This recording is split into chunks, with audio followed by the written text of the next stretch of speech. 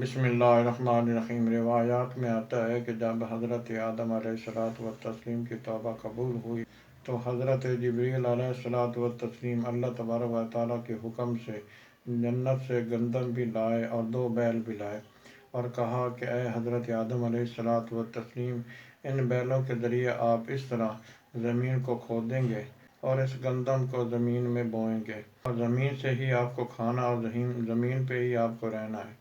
تو حضرت آدم علیہ السلام نے ان بیلوں کے ذریعے زمین کو کھودنا چاہا تو یہ وہ وقت تھا کہ جب بیل بھی بول سکتے تھے، ان کے پاس عقل بھی تھا، شعور بھی تھا۔ اب حضرت آدم علیہ السلام نے جب ایک بیل نے کجی کی تو اسے چھڑی ماری تو وہ بولا اور کہتا ہے کہ اے حضرت آدم علیہ السلام، غلطی تمہاری تھی اور سزا ہمیں مل رہی ہے۔ تو یہ سننا تھا کہ حضرت آدم علیہ السلام نے بیل چھوڑ دیے اور گھر واپس چلے آئے۔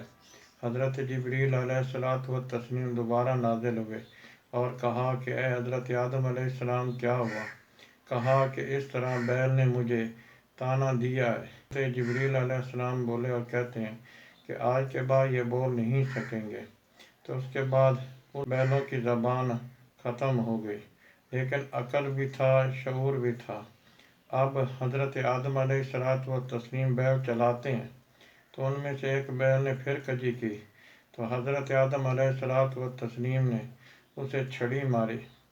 اب وہ آسمان کی طرف منہ کرتا ہے تو حضرت آدم علیہ السلام ان بیلوں کو چھوڑ کر پھر چلے آئے اور کہا کہ اے حضرت جبریل علیہ السلام، میں بیل نہیں چلا سکتا۔ اللہ تبارک و تعالیٰ کے حضور بڑی مشکل سے پہلے ہی توبہ قبول ہوئی ہے۔ تو حضرت جبریل علیہ السلام بولے اور کہتے ہیں کہ آج کے بعد یہ تم سے کوئی بھی شکایت نہیں کر سکے گے۔ تو اس طرح بیل جو انسان کے مکمل مطیع و فرما بردار ہو گئے۔